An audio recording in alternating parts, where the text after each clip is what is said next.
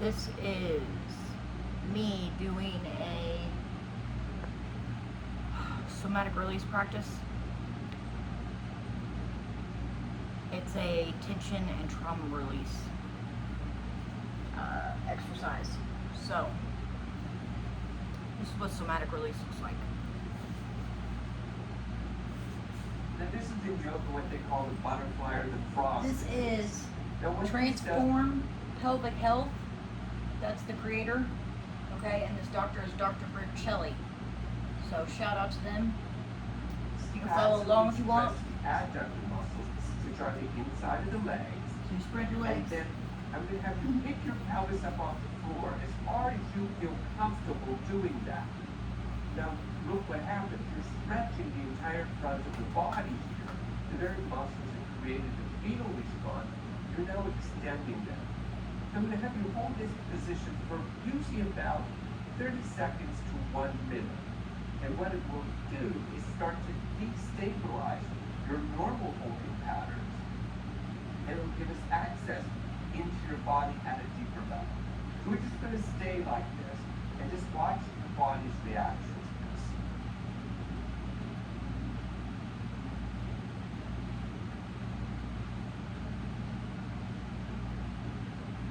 What the body will generally do for most people is it will start to either bounce up and down very slightly or rock back and forth or a little bit of both.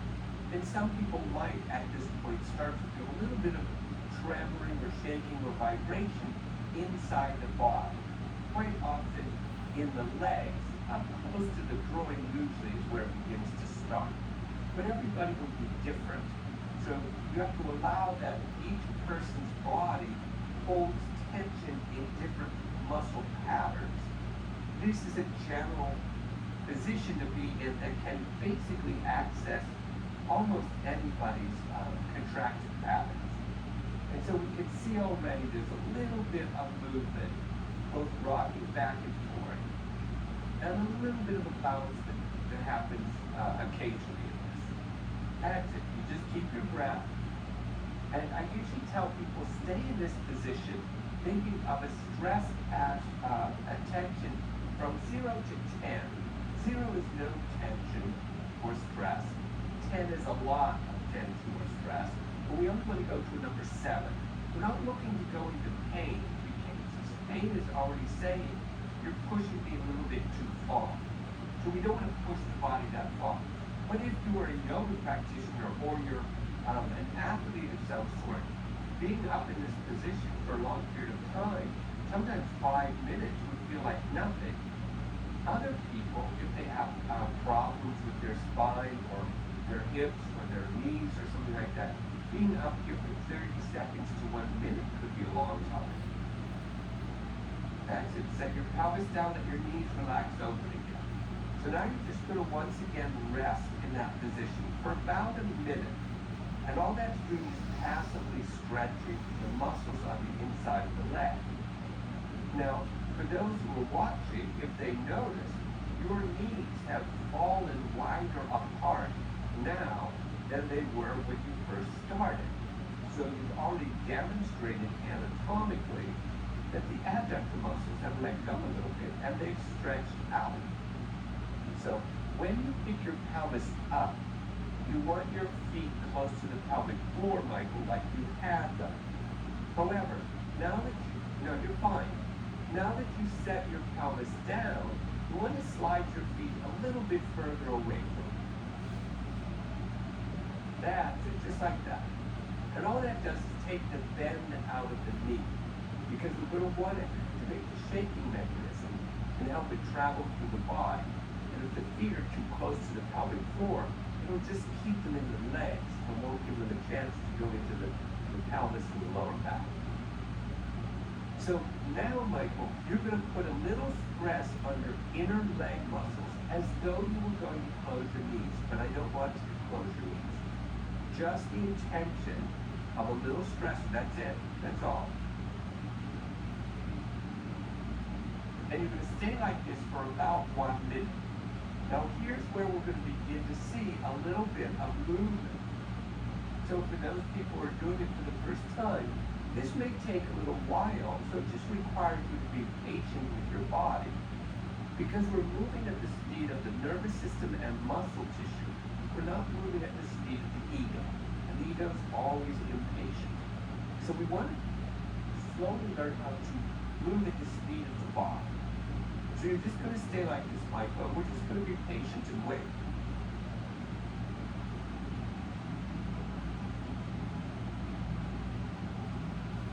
Now, for some people who are watching this, you might already be getting very strong shaking or movement because all of us hold tension in different ways in our body.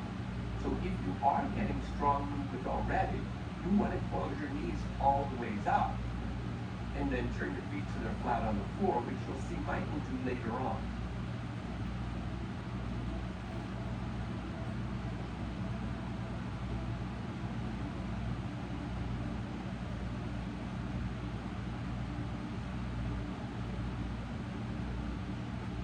Okay, now we start to see a little bit of movement in Michael's leg. So we waited for about 45 seconds for this to happen. And they're happening naturally. He's not doing this. It's the nervous system that has activated this movement. Okay, so we're going to let it stay in this position for a little bit, give it a chance to see what it can do. And you'll notice it comes and goes a little bit like a wave. It bounces strongly, and it gets weak. Here you can see it's starting to figure out how to move into the pelvis and into the lower back, which is the route it's going to follow. In the pelvis, there's a set of muscles called the psoas muscles, and they connect at the top of Michael's legs. That's where they start. They go up through the pelvis and into the front of the lumbar spine. So those muscles are called fight or flight muscles. They are the muscles that we use to help pull into a fetal position, or to run, or to kick. Those muscles are always used as fight or flight responses. But we work the shaking mechanism to get into those muscles. But it's easier to start with the adductor muscles on the inside of the leg. Michael, can you describe for a second what this feels like? Feels like the leg is flapping. It's just happening on its own. It feels good. It feels relaxing. It's almost kind of amazing that it's Involuntary, that's for sure.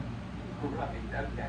So amazing is the word, and what's really surprising is it's so simple to do. And the reason is we are genetically encoded to do it. We just haven't been taught our genetic encoding, and we haven't given it a chance to access But itself. the positioning, So I can can't see the stop it, shaking basically. getting a little bit stronger.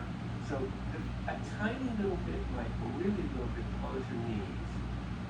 Right, that's a little too much. You can open just there, just like that. So we see a bigger movement in his legs. So they're going to open and close like that. And we can see more movement starting to go up into the hips and into the pelvic area. It's exactly what you should do. And be patient if it doesn't get there right away, people. It doesn't matter. You just want to allow your body to lead you, because it can't make a mistake. Every time we do this, we're 100% correct. Now look how the shaking stopped there for a moment. That will happen very often. It will come and it will go. And it's sort of like a flowing movement of the body. It releases, then it finds another contracted pattern, and then it starts to release a different pattern. So you're going to let the shaking come and go, just like Mike was doing here. No concern about it at all. The body is 100% correct. It can only follow the tension pattern that's already inside it. It cannot make a mistake. And having said that, every time you do it could be a little bit different actually. So don't expect the same thing all the time. So Michael, do you feel this at all yet in your hips or in your pelvis? I feel that some. It's just traveling in there a little bit. Perfect, and that's exactly what we can see. It's at the very bottom of your pelvic floor. So it's just a little bit going in there. So now you can close your knees a little bit more. That's good.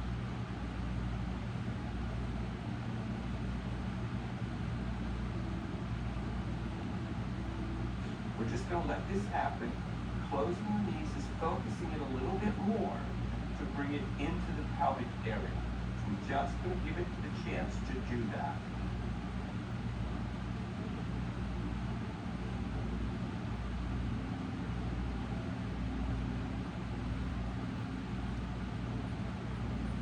And so we can see two things going on here.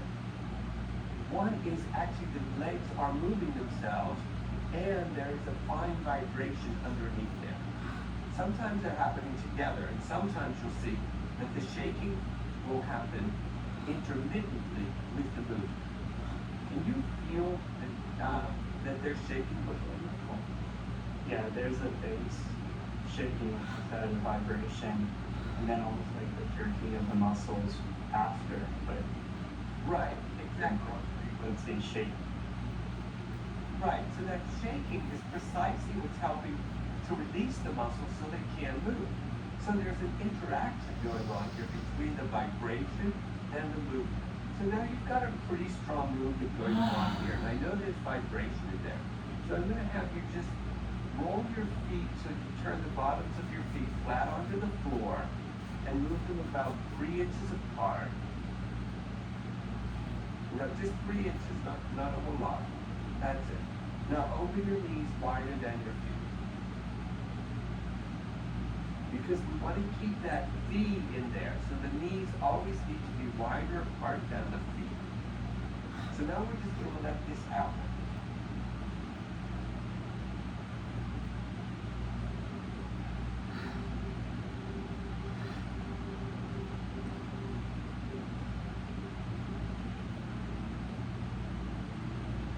And just for the viewer, Michael, can you tell them, has the shaking changed at all?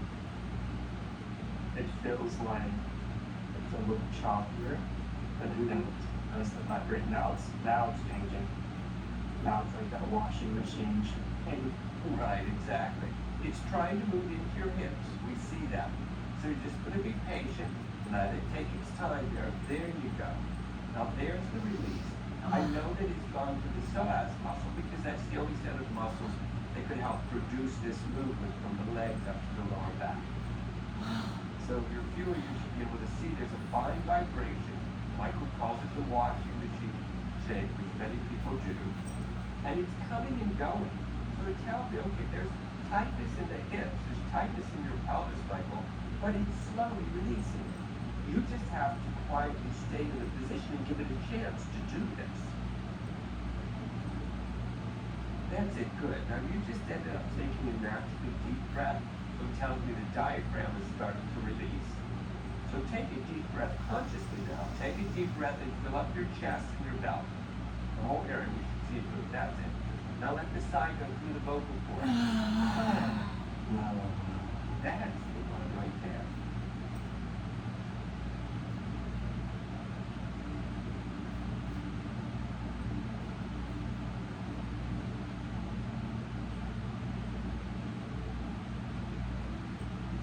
And so we can see that fine washing machine vibration is staying in your pelvis longer.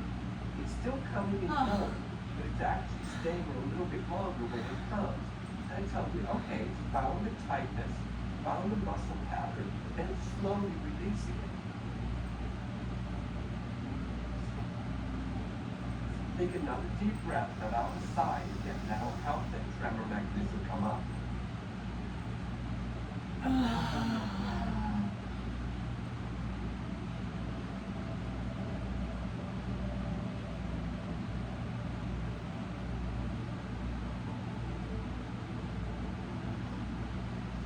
Michael, can you tell, are the right and left sides shaking the same way? I feel like they're pretty balanced, but I'm not sure if I'm right or not. That's okay. I'm always looking for a person's own sense of self, that's all.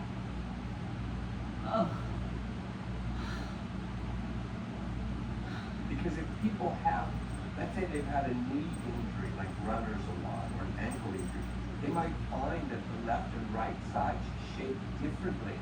One will shake stronger, and the other one feels more passive and weaker. And so the body will try to correct that, but I just want the individual to be aware of that. any point, if a person begins to feel uncomfortable with this, all they have to do is slide their legs down and stop it.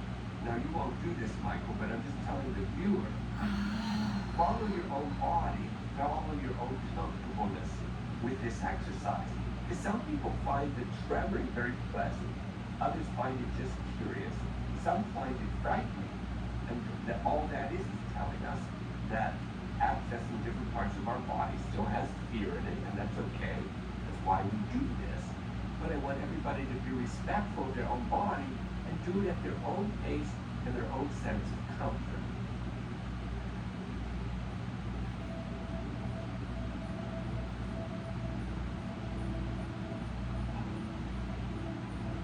Now, what you want to do, Michael, is you want to open or close your knees very slowly so you can see if you can find where you can help that shaking mechanism stay activated. So this is now when you interact with your body.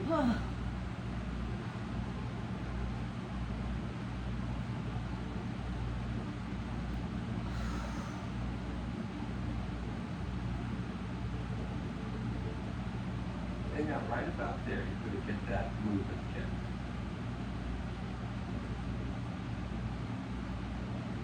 There. You see how it's now trying to push up your spinal column.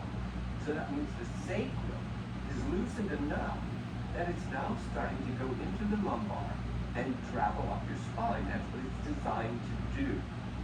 So you're showing me that your body is anatomically working fine. You, like all of us, just have specific tension patterns that have to be released. There, now it's going much more into your pelvis. Feel that, how it's tilting it?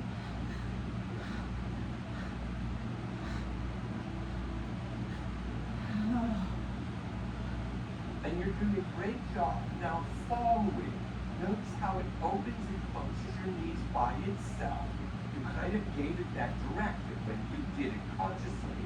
And now the body's saying, okay, well, I can do that to help myself release.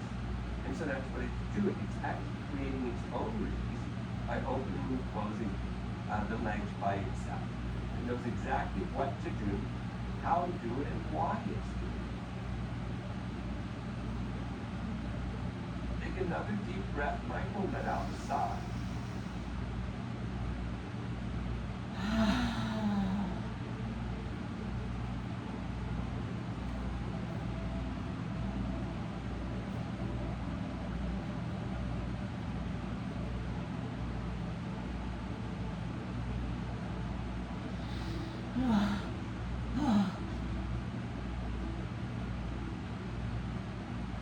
Okay, so now move your feet slightly wider apart, just a little bit.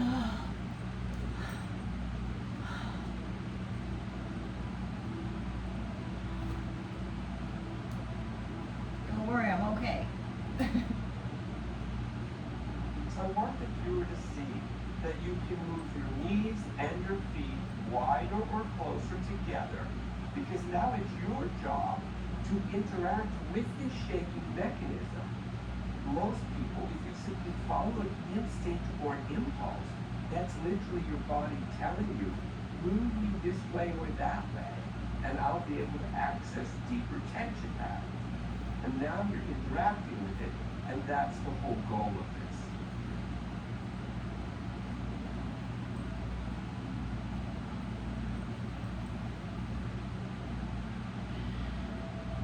Okay, so for people who are watching this, you want to start doing this maybe about like 10 or 15 minutes at the longest the first time, because you need to find your baseline. Where are you comfortable with it? Or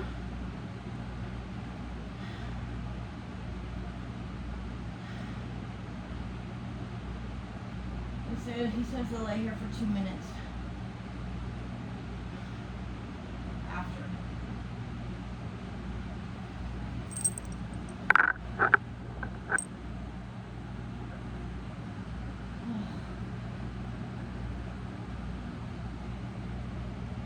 Again.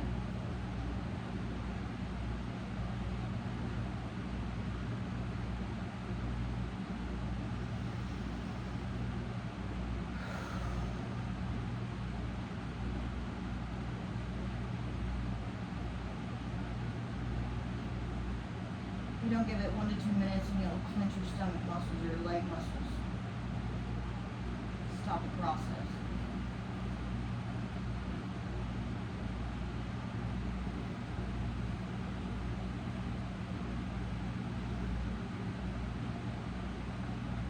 It's almost like you're having a seizure, but you're not. Your body is releasing patterns that should have been released whenever a traumatic moment is taking place. But we push it down, you know?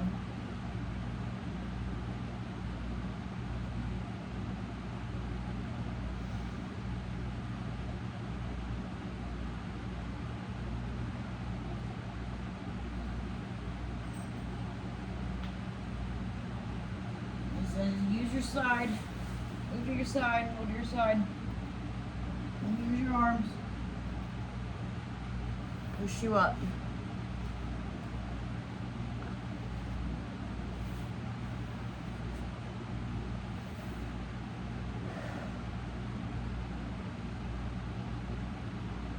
That, folks, don't mind my cat, but she's chasing something. That, folks, is trauma release.